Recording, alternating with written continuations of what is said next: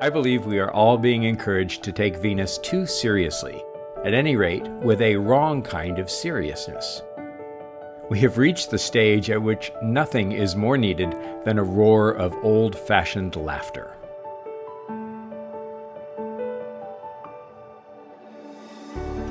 This is Pints with Jack, Season 5, Episode 20, The Four Loves, Chapter 5, Eros, Part 2.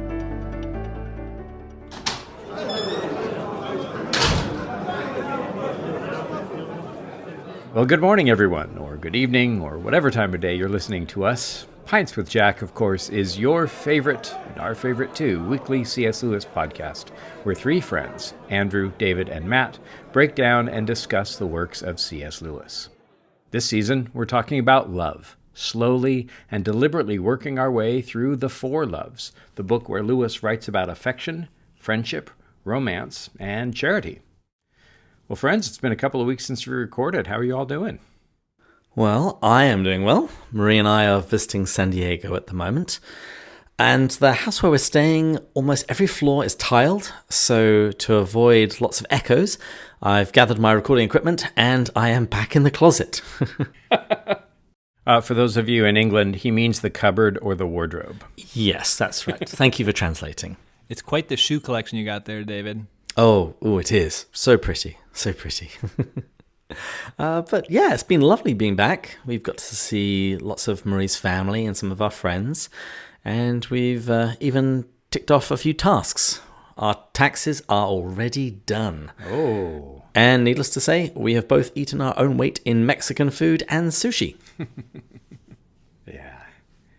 They have fish there, but it's not Japanese.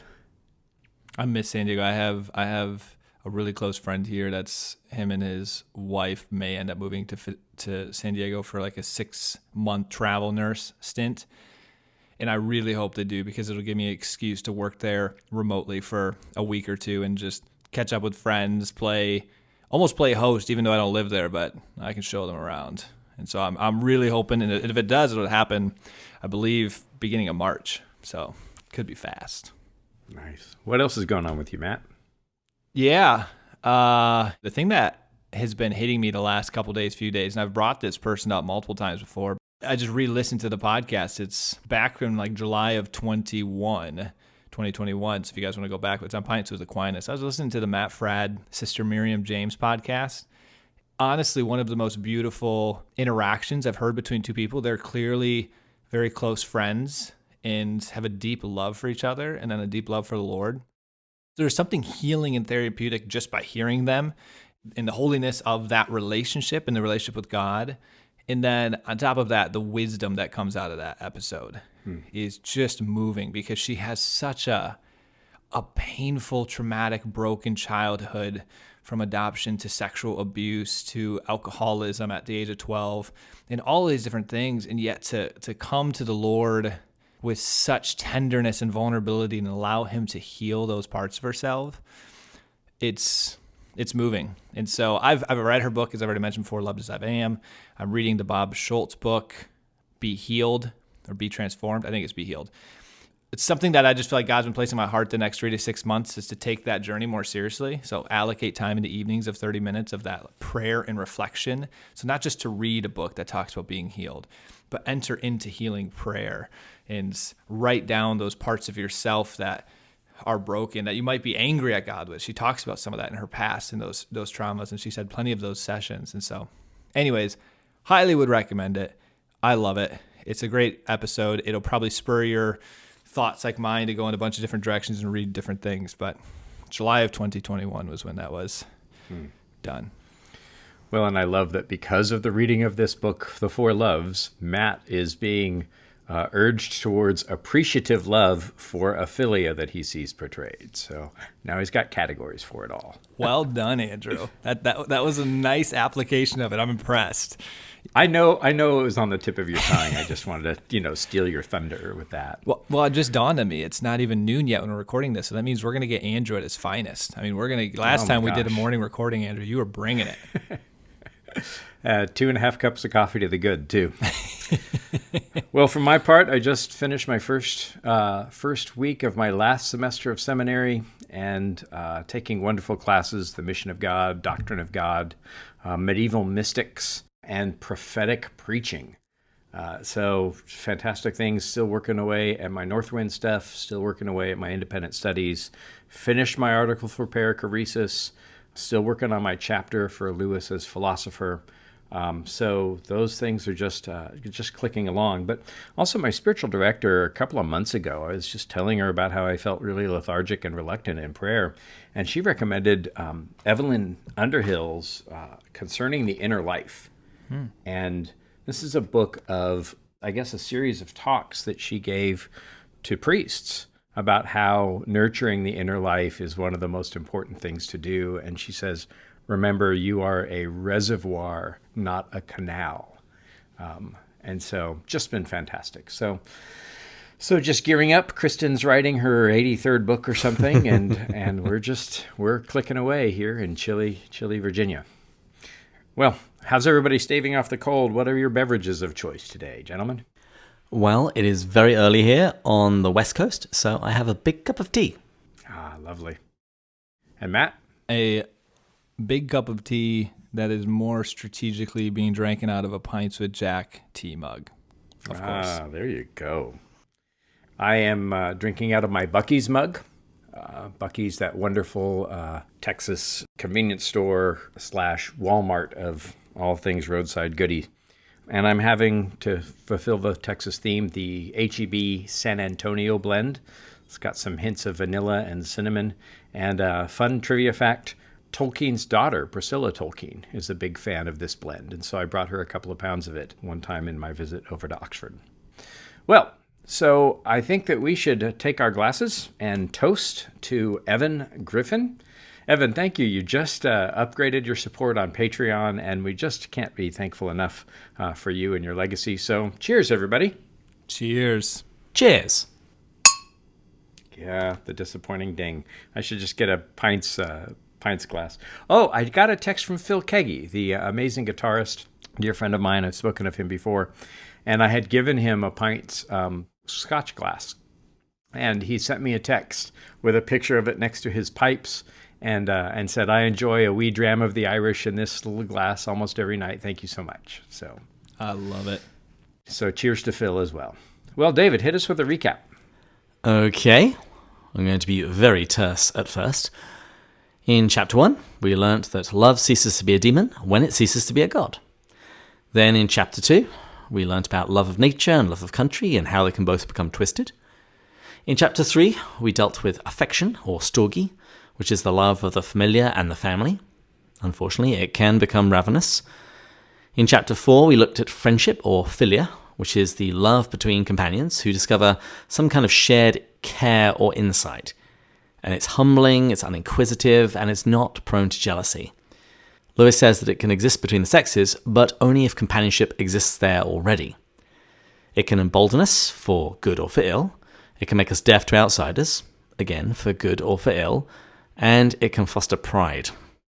We've actually had some really great feedback from our listeners on the Slack channel about friendship.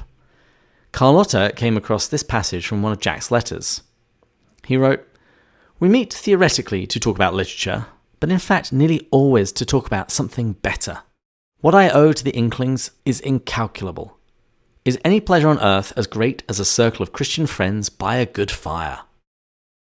Her brother, Santiago, not to be outdone, shared a quotation from The Fellowship, The Literary Lives of the Inklings, which was by the Zaleskis. And in it, he came across the line, "Arthur Greaves sometimes complained that their talk was too much of books and music, not enough of inner struggles." And Santiago commented that sharing of inner struggles is a key component to many of his friendships, and we'd all said the same thing, Matt in particular.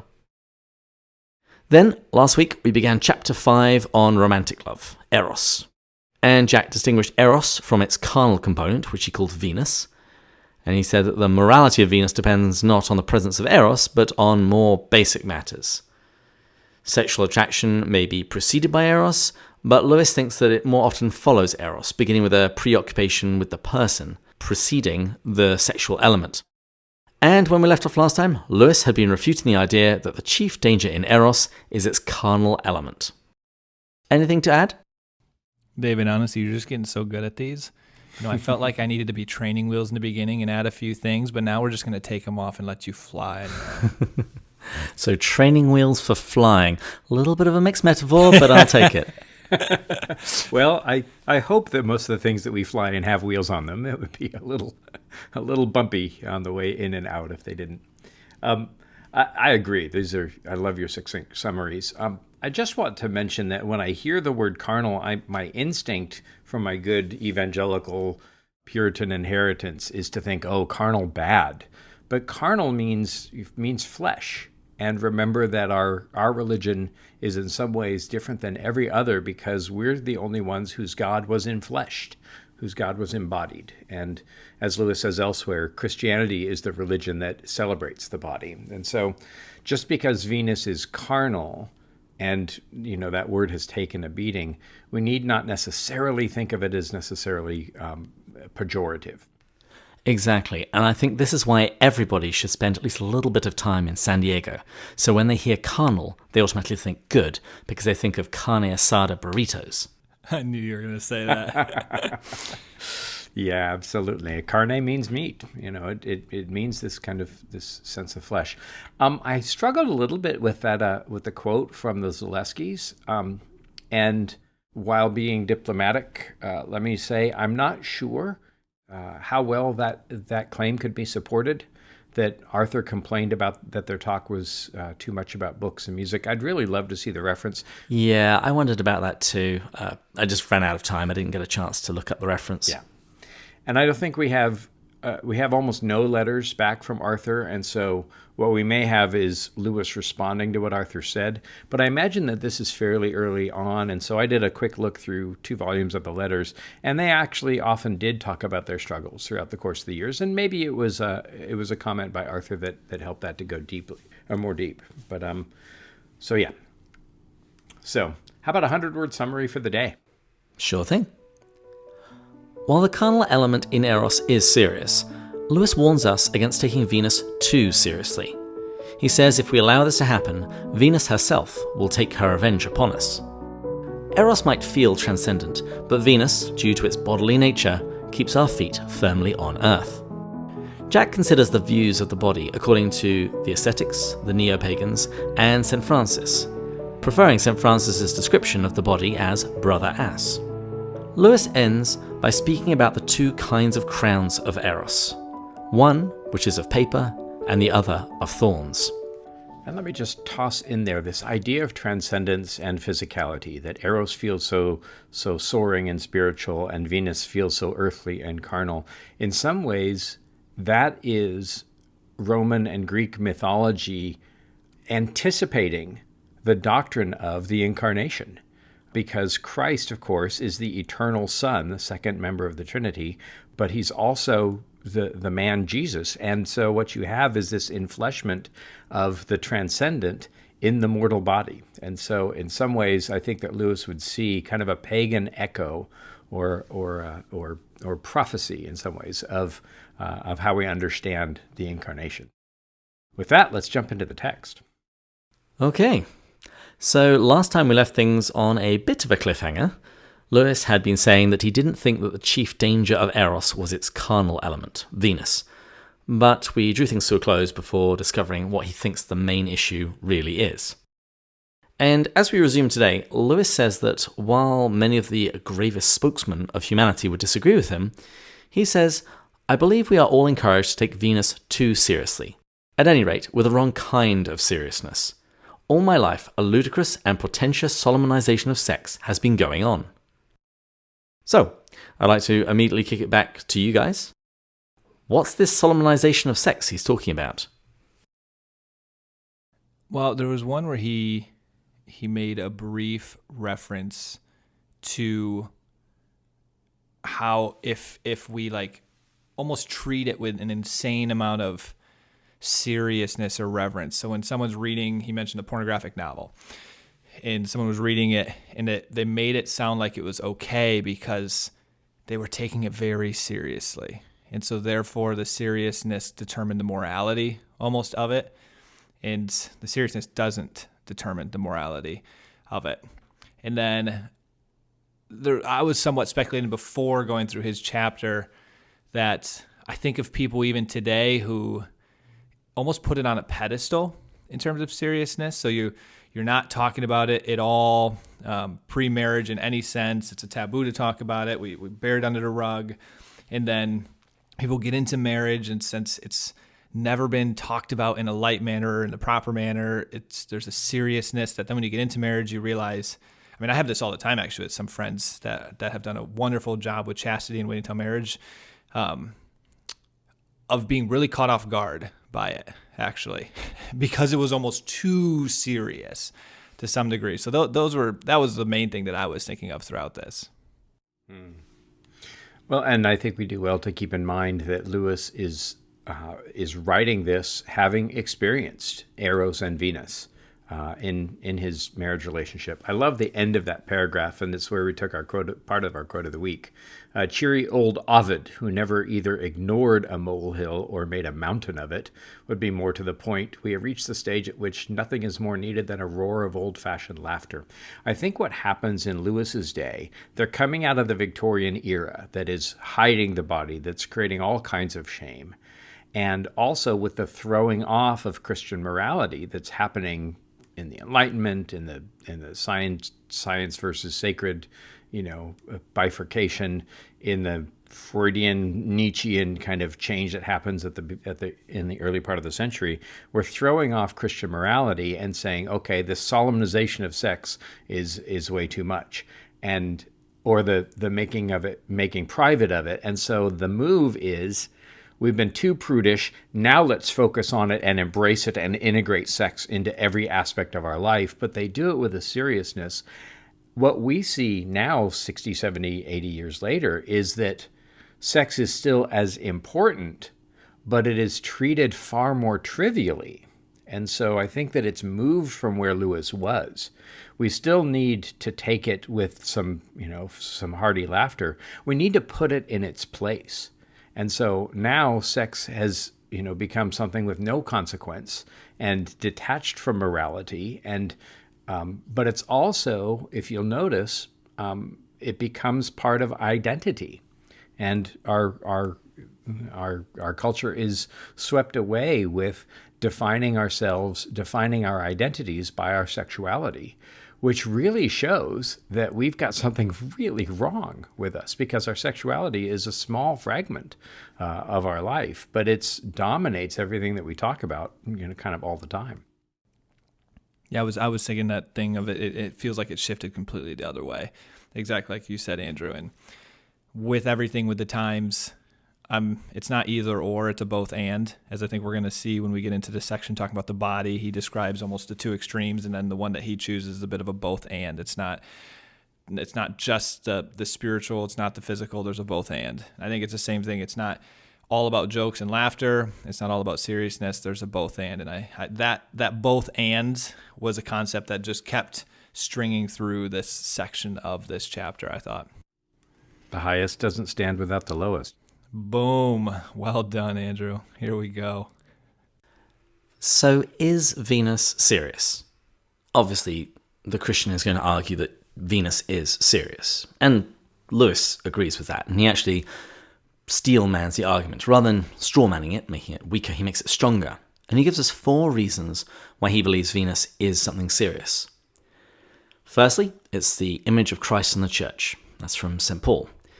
Secondly, he describes it as a sub-Christian or pagan or natural sacrament. There's something innate in it. Thirdly, he says it involves great moral obligations. Parenthood is kind of a big deal. And fourthly, he says it often has a great natural emotional seriousness about it in the minds of those involved. However, he then points out that eating is also serious, theologically, ethically, socially, and medically. It's the means by which we receive Holy Communion. We have a duty to feed the hungry. The dinner table is often where relationships are formed and where we bond. And lastly, digestive issues are a big deal. However, despite these parallels, we don't react in the same way. It's true, and we're, I think, desperately imbalanced in a lot of this. And we're going to talk a little bit about the comic nature of Venus. I would throw that into a context too. Guys, are you ready to drink? Okay. Yep, got my mug ready. So the last of the Chronicles of Narnia to be completed is actually The Magician's Nephew. And if the Reverend Dr. Father Michael Ward is correct, and I believe he is, Venus is the goddess over Magician's Nephew. She's a creative goddess, and we see the creation of Narnia. She's also, though, a comic goddess, and we see it when the crow becomes the first joke. And so there is some laughter involved in the creation. And so, and then you can also see in some ways, and it's part of why I argue that Till We Have Faces, pause for drink, my notes say, is such a modernist novel, is because she's concerned with Ungit all the time, and yet she never has sex, and she needs to be able to laugh at what Venus is doing. Lewis calls it the rough and tumble of the sexual encounter. She has this portentous seriousness throughout the book, and that's part of why she gets Ungit, or Venus, who is Venus, part of why she gets it wrong. I think maybe you see in the story of Sarah and Isaac a perfect portrayal of it, although you don't hear it talked about in these terms often enough. When the angels come and tell Abraham that at Sarah's age 89 and Abraham's 99, when they come and say that Sarah's going to have a child, she laughs. And a lot of Bible teachers will say, well, that's a scornful laugh or a doubtful laugh. I think she laughs, as Michael Card has said, she laughs because it's a joke. 89-year-old woman is going to have a baby, and that's why they name Isaac Yitzhak laughter. And that's this kind of laughing at the sexual act and the role that it plays, because she knows that God's kind of at work. I think that's a more balanced approach. Can I ask you a real quick question? Do you think Lewis would have wrote this the exact same way today? So it seems like here he's focusing more on the laughter side because it's really serious. If he was writing this chapter today, where it's honestly the seriousness is probably downplayed a little bit too much and the laughter, the casualness way too upplayed, do you think he would be almost doing the counterpunch a little bit the other way because his goal is to try to get the right balance between both? I think that Lewis would maybe not talk so much about laughter or Venus. I think that he would talk about our modern approach to flippancy and frivolity, and the way that we have trivialized, or that Screwtape has helped us to trivialize some of the most important things. Remember that Screwtape always wants to get us even just a little bit away from the authentic and the real and the true and the valid response. And so in that we have trivialized sex, and in that we have made sex everywhere. I mean, you see it in advertisements everywhere. You see it portrayed, and you see the sexual union not as the way that the Bible portrays it, but as just this kind of casual thing that happens with people. This ultimate intimacy is kind of a throwaway thing. And then when you see the much darker side, sexual exploitation, prostitution, abuse all over the world, what you see is the enemy trivializing while maintaining it central. And so I think that he would talk more about our attitude towards flippancy and our lack of the long view to take things seriously in exactly the right gospel-centered sort of way. Yeah, I think that makes sense. But also, like you say, Matt, if Lewis spoke more about that, this element of levity wouldn't disappear. I mean, I remember reading this chapter before I got married, and I didn't really understand what he says here about humor. However, the longer I'm married, the more this chapter speaks to me. Quite a lot of married life is about laughter. Laughing at yourself and each other. Lewis, later in the chapter, I think, talks about the ridiculousness of the naked human body. And elsewhere, I think here and in Grief Observed, he talks about when the moment is right, one or the other partner isn't in the mood, and when both partners are in the mood, the moment is wrong, and and it just that seems so grave, and it seems like it's the wrong sort of importance and pressure that gets put on, and that's part of why he suggests reading older books.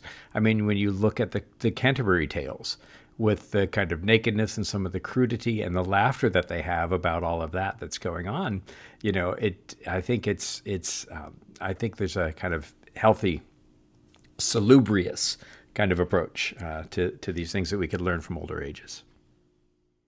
And it's a certain kind of humility. When you can laugh, you're not taking yourself too seriously. Yes. Lewis warns us that if we are totally serious about Venus, we end up doing violence to our humanity.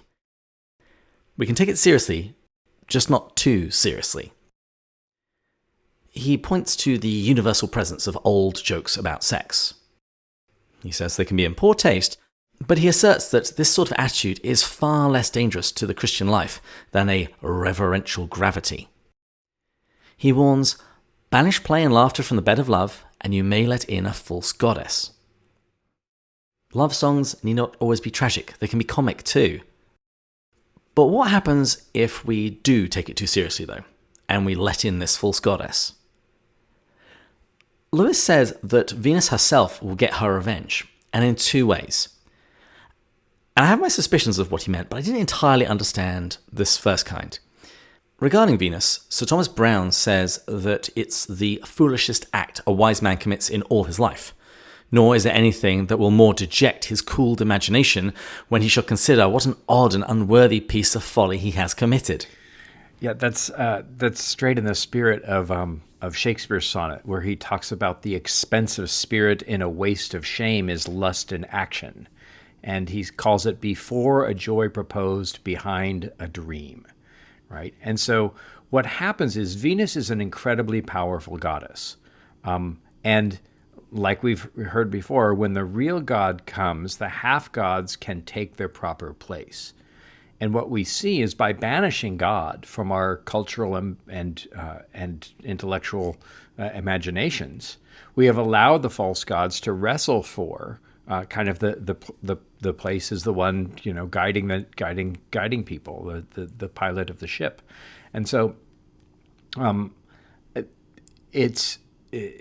when we go on a sexual economy and have excised God and Christian morality from it, it's like he talks about in the three kinds of morality. Our ships are going to run into each other. Our ships are going to end up in the wrong place, and our steering on the inside is going to break down.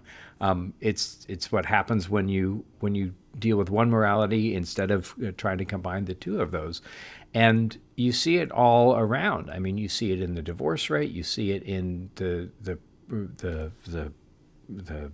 prevalence of sexually transmitted diseases. You see this moray being that sex is great. There's nothing wrong with sex. You should have as much sex as you want with whoever you want. Once we've kicked the parents out of the room, it's Lord of the Flies, right? And our baser instincts are going to start to rule. And I think that this is part of what Lewis is talking about here. So he's effectively talking about the consequences of misuse. Sure, absolutely. I also didn't fully understand what he was saying here. So whether this is way off base, I pictured this, how in life sometimes the world, we get proper, we put on this false self, we want to make sure we perform for the world, we're cool, collected, all this stuff. And then you engage in the sexual act, and there's just like a childness, a cardinalness, an animalisticness to it. And so I just personally pictured this super proper British man who then loses all of that exterior. And you have one person on the outside to the world and then another person in there. This foolishness to it. No matter how much you try to put it on, the desire, the ravenous desire just overcomes you almost. And you almost lose that controlled exterior Batesian rigidity. Man, I am so in your head right now. I think we should also take in mind about a decade earlier, a little bit more, maybe 13, 14 years ago, before the writing of this book. Yeah, 15 years or so. Charles Williams, at the agency of some of the Inklings, was invited to give a series of lectures at Oxford about the value of chastity. And chastity is one of those things that has absolutely fallen out of favor in almost every culture. You know, you see St. Paul talking about those who have been made eunuchs and some who are eunuchs by choice for the kingdom of heaven. You look at the chastity of monks, you look at the chastity of the priesthood, and this has been a value that has been praised. And the idea that I would not express myself sexually and not do that all the time is completely foreign to our society. And the embracing of chastity is also something completely foreign to our society. And in fact, frankly, in some of our mainline denominations, it's also not considered. That chastity can be a way of loving God, and it seems kind of inconceivable. And when I see that happen, not only do I want the tonic of reading books from other centuries, as Lewis recommends, I also really see that probably Screwtape is at work trying to veer us one way or the other to get us away from the proper biblical attitude towards chastity, sex, Venus, Eros, all of that. Well, the other way that Lewis says that Venus gets her revenge is what we alluded to earlier. Venus will tease the couple that take her too seriously and frustrate their amorous intentions. He writes, "When all external circumstances are fittest for her service, she will leave one or both lovers totally indisposed for it. When every overt act is impossible and even glances cannot be exchanged, in trains, in shops, and at interminable parties," I think Lewis is writing a little autobiographically there, "she will assail them with all her force. An hour later, when time and place agree, she will have mysteriously withdrawn, perhaps from only one of them. What a pother this must raise! What resentments, self-pity, suspicions, wounded vanities, and all the current chatter about frustration in those who have deified her." This part really jumped out to me because I'm not married, so I haven't actually experienced this firsthand, but I have a number of people in my life who I've chatted with about these things, and I can only speak from the male perspective. But I have talked to men that when their spouse isn't really feeling it, and it's nothing to do with them, take it really personally, when they don't want to engage in a sexual act, they're wounded, their vanities are wounded. That jumped out to me because they feel they're not desired by their wife, they feel they're not loved, they feel they're not worthy, and in a lot of cases it's just a biological thing. And so the part that I was thinking about here, deifying her, was if you place your validation, your worth, your identity in the validation you get from the sexual act, it's almost holding it up to too much of your worth, you're going to have a problem. And you're going to get resentment. You're going to get bitterness. You're going to get wounded vanities. And so I this part I really liked. I'll remind us again of the definition of love from the Talks from 1958, a couple of years before this book was written. And remember that love, according to Lewis, is to go out of ourselves towards the other. And although it seems a bit of a truism, but if in a sexual relationship within a marriage, if I abandon my own needs to at least a certain extent, look not only to your own interests, but also to the interests of others, St. Paul says, and I concern myself with what my wife needs, physically, sexually, emotionally, intellectually, so, all the rest. If my main concern is pleasing her, and her main concern is pleasing me, I think that we stand a much better chance of finding a balance than, as you said, Matt, for men to walk around with their wounded vanities. If it's about me, and Lewis, I think in this chapter, he says when a man says that he wants a woman, it's exactly a woman that he doesn't want. He wants that bit of apparatus, for which a woman can provide. If I really want that person and want to honor that person, I'm going to want to honor her sexually, physically, emotionally, spiritually, all the rest. And out of myself towards the other, or as he says at the end of Mere Christianity, out of ourselves into Christ we must go. And the solution here, as he says, is that sensible lovers laugh. It's all part of the game, a game of catch as catch can, and the escapes and tumbles and head-on collisions are to be treated as a romp.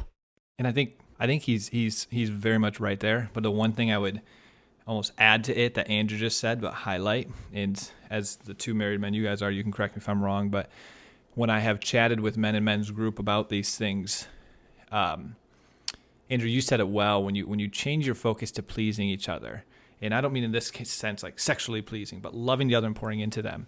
So as from a man's perspective, what I would encourage is like, if you are pursuing your wife daily and doing the things and dating her in marriage, I have a funny feeling those moments when the sexual act lines up is going to be more frequent. If you're just kind of waiting and expecting her desire to turn on at some point, so then, oh, I'm ready. Like, you know what? I don't think that's going to happen near as often as you think. Like your wife, your spouse wants to be pursued, wants to be desired. Are you planning date nights? Are you pursuing her? Are you being incredibly intentional? And those kind of things increase that chance, honestly. But you can't do it for the end in itself. It's like, I'm doing this, so she'll do that for me. It's like, you need to just, what you're saying, please her and love her. And then it'll be a byproduct, probably, hopefully. Years ago at Christ Community Church in Franklin, Tennessee, I heard the wonderful pastor Scotty Smith do a whole sermon about this, about wives or husbands love your wives. And he said, how many times, gentlemen, do you touch your wives because of an outcome that you want? You know, if I'm asking my wife how she feels, if I'm doing the dishes, if I'm doing those things that show her that I care for her, oftentimes, if I have a result in mind, that may be a different approach. It's about being concerned with the needs of the other. And sometimes a back rub is just a back rub. Yes, that's the quote of the week. Indeed. At the end of this section, Jack points out the hilarious incongruity, because you have this soaring, transcendent passion of Eros, yet it's so deeply tied to the very earthly and bodily, he calls them mundane factors, things such as weather, health, diet, circulation, and digestion. And this is because, as Screwtape said, humans are amphibians, with soul, but also body. And Lewis says, in Eros, at times we seem to be flying. Venus gives us the sudden twitch that reminds us we are really captive balloons. It is a continual demonstration of the truth that we are composite creatures, rational animals, akin on one side to the angels, on the other to tomcats. He portrays it as God's big joke, and a joke that is for our benefit. And we're going to see soon, and I'm very excited for us to have a mini discussion around why is this somewhat a big joke? What is it protecting? Why did it need to be this way? And we'll get to that coming up here. We are composite creatures, rational animals, angels and tomcats. It's Screwtape 2, that we are beasts and we are spiritual. And this maddening advantage of the enemies to have had the incarnation. And so we have these two forces at work, and we should never be able to find really easy answers. It should, as Lewis says, become catch as catch can. And since he's been talking about the body, Lewis then takes an aside to consider the three main views humanity has had about the body. Firstly, the ascetics, both pagan and Christian. The pagans describe the body as the tomb of the soul, and likewise some Christians have described it as a sack of dung. I think here he's referring to St. John Fisher. But then there's also the neo-pagans, the nudists and the sufferers from dark gods, and this group regard the body as glorious. But lastly, he considers St. Francis's description of the body as brother ass. And Lewis rather likes St. Francis's assessment, because he says ass is exquisitely right, because no one in their senses can either revere or hate a donkey. It is a useful, sturdy, lazy, obstinate, patient, lovable, and infuriating beast, deserving now the stick and now the carrot, both pathetically and absurdly beautiful. So the body. He says that just because Eros sometimes requires us to take it with total seriousness, that doesn't mean that we should always take it with total seriousness, particularly when it involves the body, which Lewis regards as the oldest joke there is. And he believes that he has the lovers of the world on his side. He says lovers, unless their love is very short-lived, again and again feel an element not only of comedy, not only of play, but of buffoonery in the body's expression of Eros. This was that section where it made me think of, it was Bishop Barron that first ever said the both and. And what I mean by that is sometimes you'll have individuals that will really stress Christ's mercy and love that. Nothing wrong with that. And you have other people that are really stressing like the teachings of the standards we're supposed to be living by. And they always seem to be either or. If you're putting mercy really high, you're bringing justice down. If you're bringing justice up, you're putting mercy really down. And he's like, it's both and. We don't dilute teaching. We don't dilute the standard we're supposed to live by. We hold that to the highest of standards because it's for our own benefit, as we know. But we're all falling short, and so you got to bring the mercy. Well, that same principle here with the body. I think there's the side of it. That's why I like the St. Francis one. You have the side where the body is incredibly glorious, incredibly beautiful, and wonderful. And as Christians, we're called to believe that. But then you also have the part where, there's some parts of the body that lead us into temptation. And we have to understand that that's also equally true. And they come together is how I've somewhat thought of that. It's not that you think of it as this big sack of temptation thing that stinks and you can't wait to get rid of it. And you don't think of it as this perfect thing. And I love his brother ass description. Absolutely. I think it's actually St. Bernard who refers to the body as a sack of dung. Actually, I did find it in Fisher's sermons, and I think he was quoting St. Augustine. But actually, that's one of the things about this section. I think he overly simplifies both the pagan and the Christian position, and actually also St. Francis's. But I think his main point is that we need to have something of a golden mean, neither hating nor deifying the body. Well, and I think Lewis gets the quote from Havelock Ellis, who he refers to earlier. And Ellis quotes St. Bernard, but I imagine the phrase kicks around in several places, and Bernard probably got it from somewhere else. But he quotes sack of dung from Havelock Ellis, so at least maybe that's where it all comes from. It's about balance, of course. It's about the kind of, as always, living our daily lives in light of heaven, but rooted in the here and now. What does Screwtape say? We should not think about the past or the future. We should be thinking about today, this very moment, or we should be thinking about eternity, which means thinking about God. So I should be thinking about doing my duty today or thinking about God. And it's this balance that's hard to do in humans because of our fallen nature. And as we make progress towards our heavenly goal, we see that nature being changed day by day, as St. Paul so hopefully points out in 2 Corinthians. And before we go to the next section, we're going to jump into the two different crowns. I had mentioned one thing that I always ask myself in these chapters is why is something the way it is, or why is Lewis writing something? So what is the why? And here was, why is the humorous so important, or why do we have, he describes that example of when you want it, she doesn't want it, when she wants it, you don't want it, if you both want it, it's not the right place. Time, weather, all this stuff can play a factor in it. And he said this is one big joke by God. And so I was asking myself through this, why did God need to make this, to some degree, one big joke? And he had this one line that I thought answered it brilliantly. He said, when natural things look most divine, the demonic is just around the corner. And it was, I somewhat interpret that personally, that sex, if it was taken in all of its seriousness that he's describing, with none of the laughter and the joke, would run the risk that we would turn it into a god. But because of these things that we've been describing this whole time that make it foolish, that make it obnoxious, and some of the laughter and negative side, it's hard to make it the divine now. It almost like saves it from itself. It's almost the constraints that get put around it that keep us from turning it into the divine. And when I came across it, I started that multiple times. I was like, oh, this would be a great quote of the week. Yeah, it's kind of like a safety valve. Yes, safety valve is a great way of doing it. And as the scripture says, when you intend to do good, beware that evil is crouching at your door. And even that moment, as you were talking about, Matt, that moment where Eve is this close to achieving immortality, and she reaches for the wrong tree.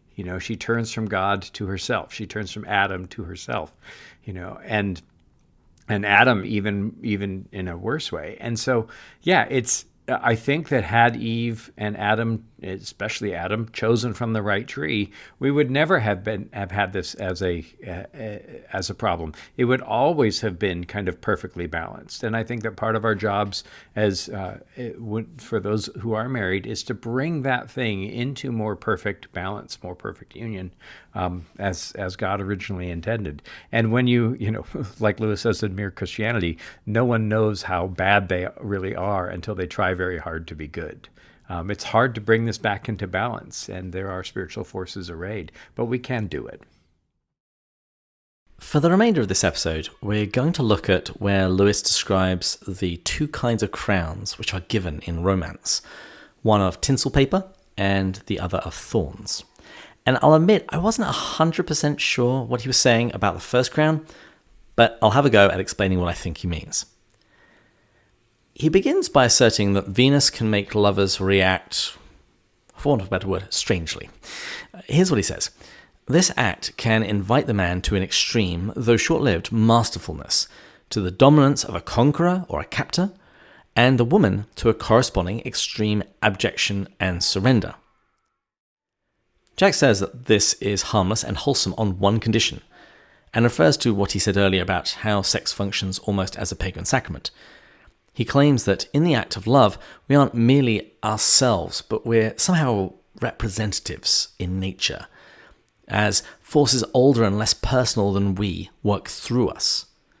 In us, all masculinity and femininity of the world, all that is assailant and responsive, are momentarily focused. The man does play Sky Father, and the woman Earth Mother. He does play form, and she matter. And he says that this is okay as long as we understand that we're playing a role. So, what do you think he's talking about? Andrew, you seem like you have deep thoughts. I'm unfamiliar with crowns done in tinseled paper, except to think of the Christmas crown that they wear in England. And so in that, we kind of take on a majesty or an imitative majesty that is implied in the incarnation. When God the King comes and becomes man, we celebrate by wearing crowns ourselves. We look at even the kingship of the visiting kings. I get this. He's also talking about Ouranos and Gaia, right? Ouranos, the starry sky god, who comes down to Gaia, the earth mother, and out of Gaia, or out of the earth, springs forth life. And so it's the sky god and the earth mother. This is kind of a classic pagan trope, and not only in Greek myth, but in lots of other myths. And so there's an element of coming down, invading, to even penetration that happens, that there's this thing that goes on in our myths about how creation takes place. And there is an echo of that in what happens in the sexual act between husband and wife. And it's okay, I think, to play at those things but only if we acknowledge that it is play, right? That there is some kind of coming down, there is some kind of conjunction like that is similar to the way that our myths work. But it's once again only in some ways a play thing. And in that, I think it also encourages the comic spirit. It encourages the laughing act in that. So we admit that we are playing a role. So I think that that's some of what he's trying to get at. But acknowledging by the phrase, the tinseled crown, acknowledging that there are truer, more spiritual things, and pointing, I think, frankly, to the incarnation. This idea that God comes down and is born of woman and arises from the earth and then is lifted up from the earth. So I think that there are echoes in this kind of incarnational theology and in this kind of pagan portrayal of how the earth was created. The thing that jumped out to me, the key sentence that I thought unlocked this a bit, and potentially I'm unlocking this incorrectly, so you can keep me in check. But he claims that in the act of love, we aren't merely ourselves, but our representatives.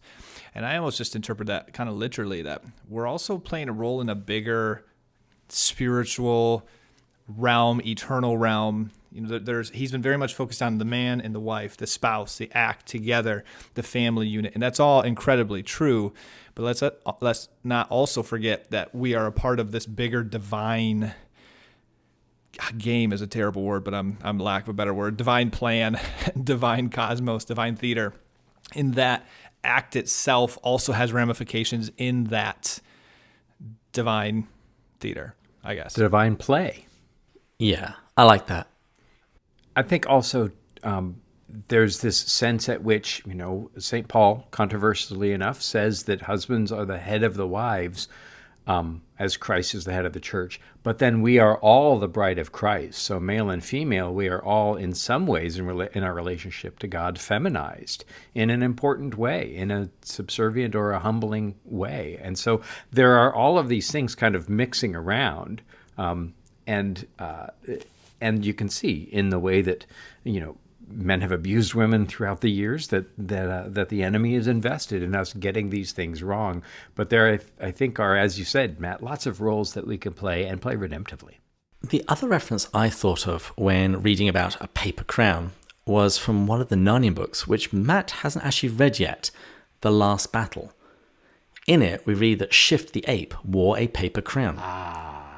In this chapter of The Four Loves, Lewis says that he doesn't hold paper crowns in contempt. He likes them. The theatricals, the charades. And he says that paper crowns even have their legitimate and serious uses. The problem in The Last Battle is that Shift doesn't realize how ridiculous he is and how ridiculous is his crown. And if he did, it would solve quite a few problems. Well, I'm looking forward to reading it. Oh, it's a great book. And if you don't cry, you have no soul. So in the previous section, Lewis had been talking about what he called the natural pagan sacrament and its corresponding paper crown.